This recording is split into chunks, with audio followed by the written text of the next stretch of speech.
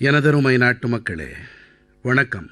மனதின் குரலில் மீண்டும் ஒருமுறை உங்களோடு இணைவது மிகுந்த மகிழ்ச்சியை அளிக்கிறது. 2026ஆம் ஆண்டின் முதல் பாதி நிறைவை நோக்கிச் சென்று கொண்டிருக்கிறது.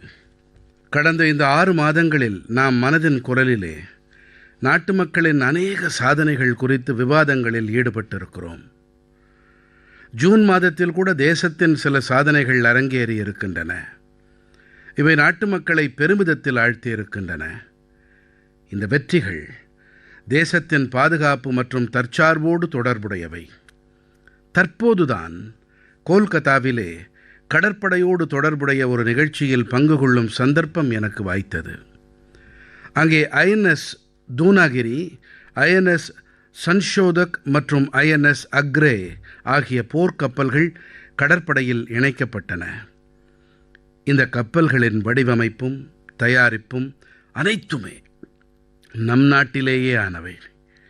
நண்பர்களே, ஜூன் மாதத்திலேதான் விமானத் துறையிலேயும் கூட தேசம் பெரிய வெற்றியை ஈட்டியிருக்கிறது. C-295 என்ற இந்த விமானம் முழுவதுமாக இந்தியாவிலேயே தயாரிக்கப்பட்டது. மேலும் இந்த C-295 விமானம் தனது முதல் வான் பயணத்தை நிறைவு செய்திருக்கிறது.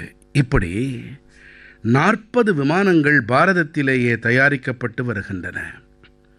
இதனால் சிறு குறு நடுத்தர தொழில்துறை மற்றும் வான்வழித்துறைக்கு புதிய சக்தி கிடைத்திருக்கிறது. வேலைவாய்ப்புக்கான சந்தர்ப்பங்கள் அதிகரித்து வருகின்றன.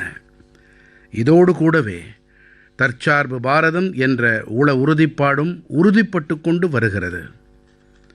இந்த மாதம்தான் DRDO நிறுவனம் உள்நாட்டு தயாரிப்பான நீண்ட தூர தரைத்தாக்குதல் க்ரூஸ் ஏவுகணையின் வெற்றிகரமான பரிசோதனையை நிறைவு செய்திருக்கிறது.